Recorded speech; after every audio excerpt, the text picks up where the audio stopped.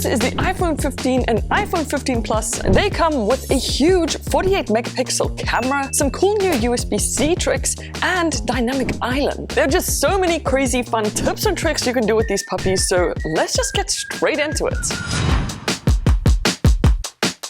Okay, so the dynamic island is actually brand new to the iPhone base models, and there's actually a lot you can do with it. Just like on the Pro, it works straight out the box and can quickly help you answer calls or adjust settings by tapping and holding down on that audio icon. But if someone calls you and the call shows up in full screen, then a cool tip is you can head into settings and under the phone section, then incoming calls, change it from full screen to banner. And now any future calls will just show up in your dynamic island. But there are still so many cool things you can use it for, like controlling your Apple Music or Spotify to quickly jump in and change your music from song to song, play or pause. And what I especially love is if this little audio graphic annoys you, just swipe left to get rid of it and swipe right to bring it back again. It also looks so cool when you Shazam a song. It plays this epic graphic and then just holds that song in your dynamic island. And another super useful thing about it is it also works with maps. So if you're busy driving and listening to music, you'll still be given directions and be able to see them within the dynamic island. But what is even more fun about dynamic island is you can actually customize it. So one of the best ways to customize the dynamic island is with this free application called Lock Launcher. Once you've opened it up, in here you'll find this little island icon and just tap on it so you can access the settings and make sure to turn on live activities. Then just select done, and now if you tap and hold onto the dynamic island, you get this epic quick shortcuts menu that you can customize a lot. And to do that, all you gotta do is select the edit action button, then choose action button, and now just search for any application you'd like to have in that shortcut menu, like Spotify, for example, which you can still go and customize even more, but then just go ahead and click save. So using this app, you can add a ton of different app shortcuts to your dynamic island and even system shortcuts like Wi-Fi or Bluetooth. But if you head back into the Lock Launcher settings and scroll down a little bit, you can actually add a few more things like the month and day and even the temperature, which will continuously display, and I just love this. But then another application you can get to customize dynamic island is this one called Pixel Pals. It gives you a little pixel pal to look after that literally lives in and around your dynamic island. And now you can even feed it things like carrots or even play with it by giving it a ball, which it'll push around, and it'll even roll the ball off the dynamic island when it's done. That's a lot of fun. But now let me show you a few tricks you can do with this brand new USB-C.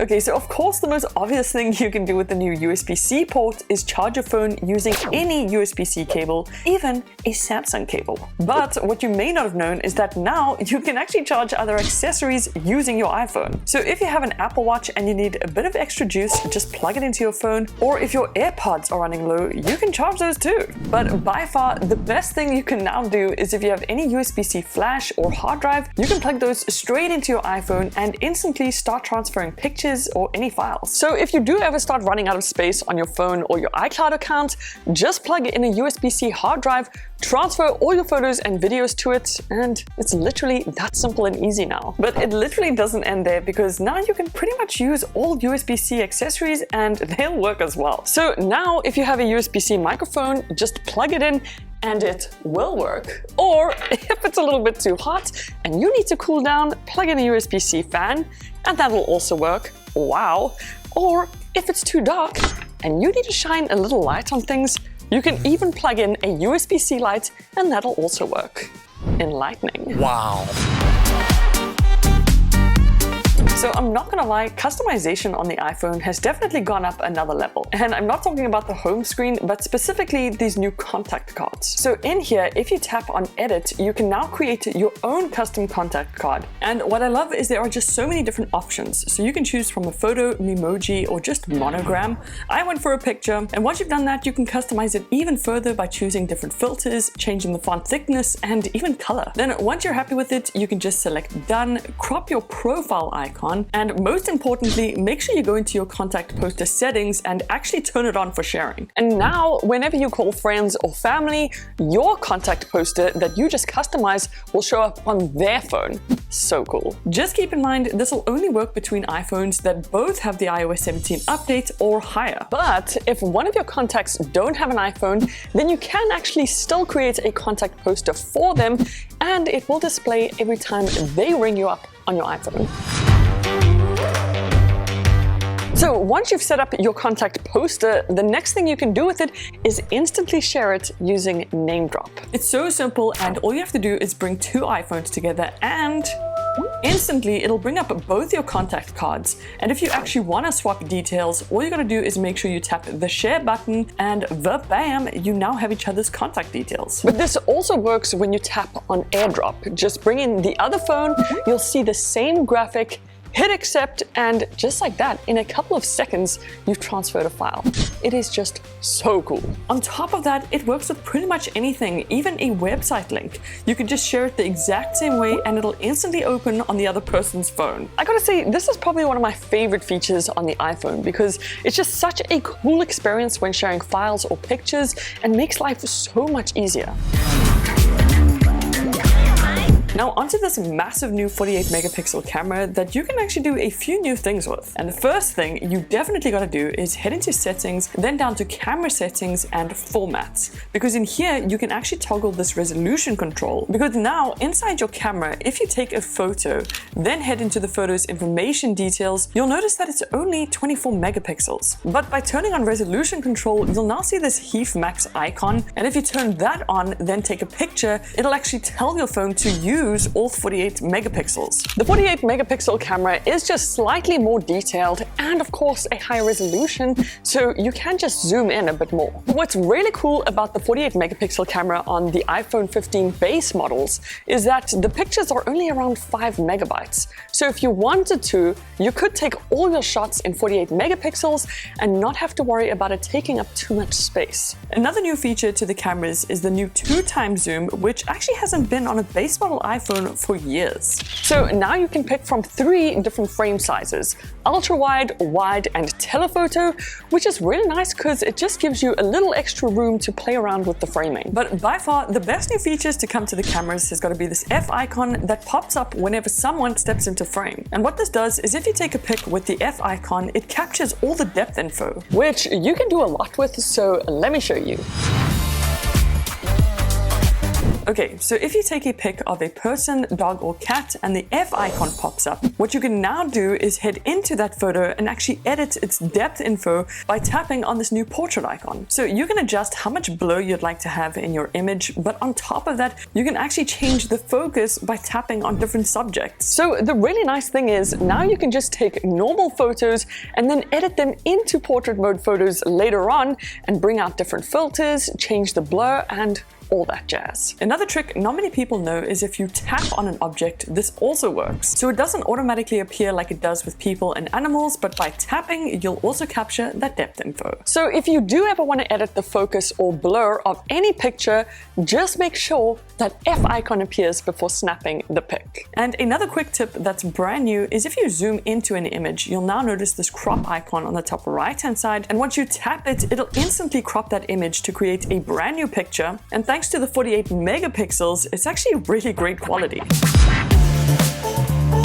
Now onto another brand new and really epic feature that you can find within settings is called Standby. As soon as you turn this on, it basically turns your phone into the coolest digital clock as soon as you start charging it. This is all thanks to the new iOS 17 update, but again, what not many people know is just how much you can actually customize the standby mode. Like this nifty widget view where you can swipe through different options. If you swipe left, you'll find this really cool photo album view that alternates through all your photos. And if you swipe left again, you'll find even more different clock options. But by far the best thing about all of them is if you tap and hold down, you can customize them even further by adding or removing widgets, changing the photo albums, or even changing the clock color. Honestly, this is a bunch of fun and you can get stuck for quite a while. But another thing I definitely suggest you do is go inside the battery settings under battery health and charging, then tap on charging optimization and make sure to turn this on. This way, if you use standby mode and keep your phone on charge for the entire night, you won't need to worry about your battery getting damaged because it was on charge for so long.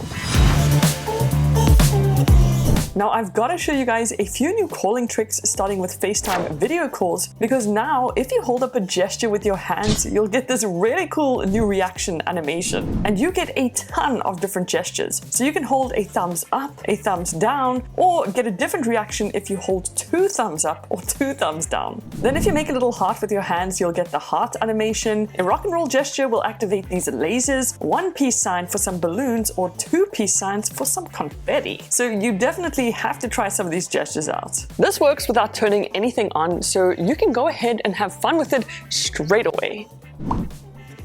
But if you're too busy to FaceTime, then you'll also find this new live voicemail feature when someone calls you. Basically what happens is as soon as you tap that, it sends them straight to your voicemail, but you'll actually be able to see and read exactly what it is they're saying on the voicemail. And what's really cool is that if you ever see it's urgent, you can actually still pick up the call and then chat with them, kind of like a voice machine. And a quick tip, if you don't see this voicemail button when someone calls, just head into general settings, then language and region, and make sure your region is set to United States. And if all that wasn't enough, if you ever want to instantly call or message someone, then I definitely suggest you add this contact widget. If you tap and hold on it, you can then edit the widget and choose whatever contact you'd like to have available. But more importantly, make sure to toggle on show buttons. So now you can just shoot someone a message or call them straight up from your home screen. And speaking of home screen, there's actually a new hidden trick you can do with it. So let's just say you're busy customizing your home screen and add a widget, but move some things around by mistake. Well, now if you shake your phone, you'll get this little pop-up icon that asks you if you'd like to undo what you just did. Super useful. Also inside your settings, if you head into your Siri section and into listen for, finally you can change this option to just Siri. Now, whenever you need to talk to Siri, instead of saying the whole hey thing, just say Siri. Another really cool setting you definitely got to check out is within privacy and security. Once in here, if you scroll all the way to the bottom, you'll see sensitive content warning. Make sure you toggle this on, because in future, if anyone sends you a naughty photo within messages, your iPhone will actually scan it and blur that image to keep your eyes clean and safe. Wow. Honestly, this is like the perfect iPhone right now because of all its new features, kind of making it feel more like the Pro. But make sure you subscribe to see my iPhone 15 Pro Max tips, tricks, and hidden features. And I'll see you guys in the next one. Toodles!